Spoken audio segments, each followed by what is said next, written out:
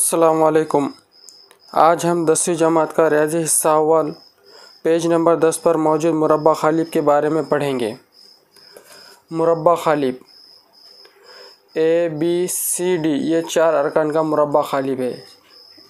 4 अरकान का मुरब्बा खालिब है। इसमें AB और CD उफ़ुक़ी ख़तार है। उफ़ुक़ी ख़तार यानी आड़े ख़तार में मौजूद है। इसी तरह AC और DB उमूदी सुतून है यानी खड़े सुतून में है। इस मुरब्बा खालिब का दर्जा 2 है। इस मुरब्बा खालिब का दर्जा 2 है क्योंकि आड़े इसमें AB और CD ये 2 है। उसी तरह AC और DB 2 है क्योंकि हर उफ़ुक़ी ख़तार और उमूदी सुतून में 2 अरकान है। हर इसमें कितने अरकान है? 2 अरकान है।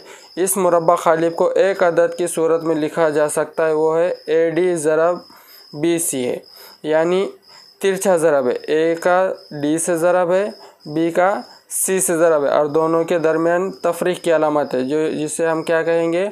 मुरब्बा खालिब के ज़ाब्ते की अलामत कह सकते हैं।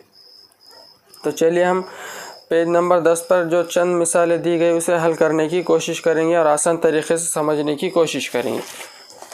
पेज नंबर 10 पर मौजूद है एक मुरब्बा खालिब, उसको हल करना है। तो उसको हल करने का ये तरीक़ा है कि जो मुरब्बा खालिब जो दिया गया है तो इसमें 5, 3, 7, 9 ये अरकान दिए गए। तो इसमें सबसे पहले हम क्या करेंगे? तिरछी ज़रब करेंगे यानी 5 ज़रब उसका तिरछा ज़रब 9, दोनों के दरमियान मनफी की अलामत 3 ज़रब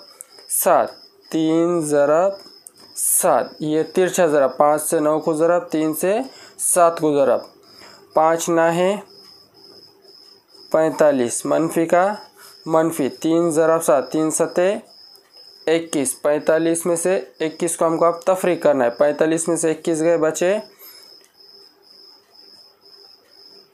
24।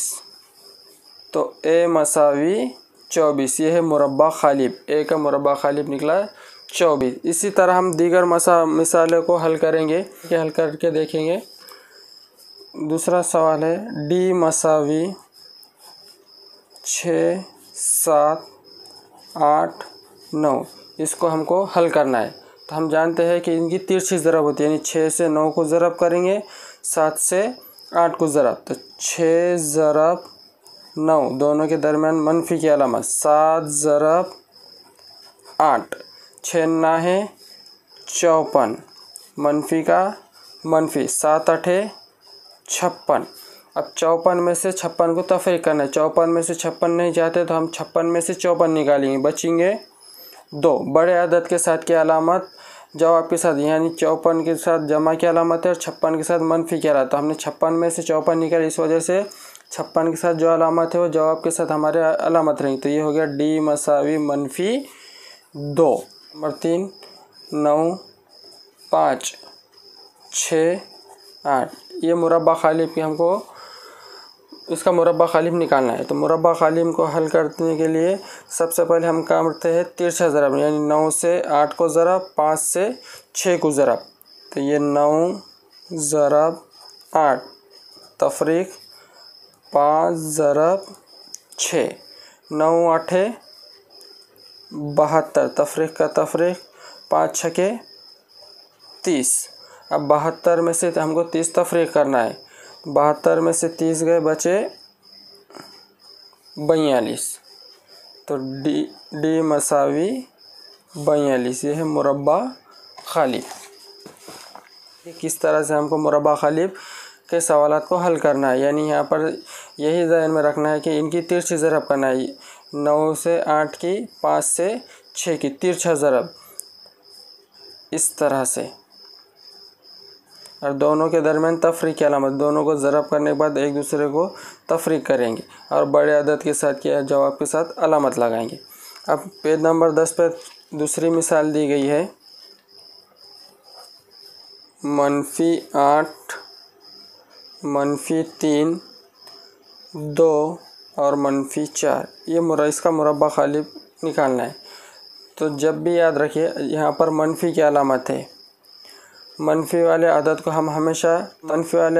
हमेशा हम खौस में लिखेंगे। तो ये हो गया -8 खौस में ज़रब तिरछा ज़रब करते इसलिए 4, 8 से 4 को, -3 से 2 को, -8 ज़रब 4, ये ज़ाब्ते की अलामत मनफी की। ये फिर से -3, इसको भी हम खौस में लिखेंगे -3 ज़रब 2। अब 4 8 32, 4 8 32। याद रखें ये लेफ़्ट साइड में जब भी कोई अदद के साथ तफरीक हो, जैसे कि यहाँ मनफी है तो यहाँ पर 32 के साथ भी मनफी।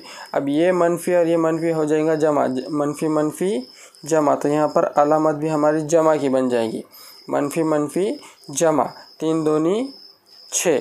याद रखिए हमको लेफ़्ट साइड के अलामत से और ज़ाब्ते की अलामत को जब मनफी मनफी जमा नहीं करना है, उसको जैसे कि वैसे मनफी रखना है। राइट साइड में जब भी सीधे हाथ तरफ जब भी अलामत मनफी की आती है तो वो मनफी और ज़ाब्ते की मनफी को हम एक करेंगे, यानी मनफी मनफी जमा के अलामत में बदल देंगे। तो 3 दूनी 6 जैसे कि वैसे। अब यहाँ पे जमा मनफी, मनफी जमा, जमा मनफी मनफी। अब 32 में से हमको 6 क्या करना है, तफरीक करना है। 32 में से 6 गए, बचे 26। अब बड़े अदद के साथ की अलामत 32 के साथ मनफी है और 6 के साथ जमा, बड़ा अदद 32 है, इस वजह से 26 के साथ भी अलामत लगेंगी मनफी की। तो ये हो गया उसका मुरब्बा खालिफ -26। सिर्फ इसमें यही ध्यान रखना है कि जब राइट साइड में रहेगा तो उसकी मनफी मनफी जमा होंगी और लेफ़्ट साइड में जैसे कि वैसे जवाब के साथ भी मनफी की अलामत लगेंगी। इसी तरह एक और मिसाल हल करते हैं। -5 -7 6 8। हम जान ये इसमें जब भी हल करने से पहले ये ध्यान में रखना है कि जब भी मनफी वाला अदद रहेगा तो उसको हम खौस में लिखेंगे। यहाँ पे लिखेंगे खौस में -5 ज़रब, इसकी तिरछी ज़रब 8, मनफी का मनफी अदद के साथ मनफी इसलिए इसको खौस में -7, उसकी तिरछी ज़रब 6, 5 8 40। ये मनफी था इसीलिए इसके साथ भी मनफी। यहाँ मनफी मनफी जमा इधर से नहीं करना है। जब राइट साइड में अगर मनफी होता है तो वो मनफी और ज़ाब्ते का मनफी मिलकर जमा की अलामत में तब्दील होगा। तो ये मनफी और मनफी जमा 6 7 42। अब यहाँ पर जमा मनफी के हो गया, जी हाँ, एक के साथ जमा है और एक के साथ मनफी है। जमा मनफी मनफी, 40 में से 42 नहीं जाते तो 42 में से 40 गए, तफरीक करने पर बचे 2, यानी बड़े अदद के साथ की अलामत बड़े अदद 42 था, उसके साथ जमा की अलामत थी, इस वजह से जवाब रहेगा हमारा मुस्बत वाला 2। डी मसावी -8 -2 5 7। जब भी मनफी वाला रहेगा उसे हम खौस में लिखेंगे। -8 खौस में ज़रब, उसका तिरछा ज़रब 7 7, मनफी का मनफी -2 ज़रब 5, ये -2 ज़रब 5, 8 7 56। मनफी, जो सवाल में मनफी है इसके साथ भी मनफी, ये मनफी मनफी जमा, 2 पंजे 10, जमा मनफी मनफी, 56 में से 10 गए, बचे 46। बड़े अदद के साथ मनफी इसलिए जवाब के साथ भी हमारा मनफी। तो डी मसावी -46। सवाल है 2 जज़र में 3 9 2 3 जज़र में 3। हमें मालूम है हम तिरछे ज़रब करते थे, यहाँ पर भी सेम तरीके से हम तिरछा ज़रब करेंगे। 2 जज़र में 3 ज़रब 3 जज़र में 3, तफरीक की अलामत 9 ज़रब 2। अब ये जज़र में यहाँ पर भी 3 है, जज़र में यहाँ पर भी 3 है, दोनों तरफ जज़र में 3 है, इसको हम एक मरतबा लेंगे जज़र में 3 और ये दोनों की ज़रब 2 ज़रब 3, मनफी का मनफी 9 दूनी 18।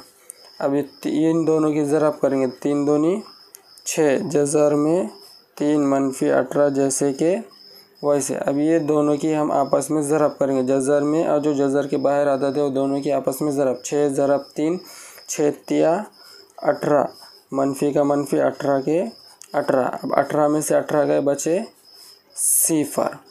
डी मसावी 0। जब भी कोई जज़र में सवाल रहेगा तो जज़र के अंदर अगर दोनों सेम अदद है तो हम उसको एक मर्तबा लिखेंगे और जज़र के बाहर वाले की आपस में ज़रब करेंगे।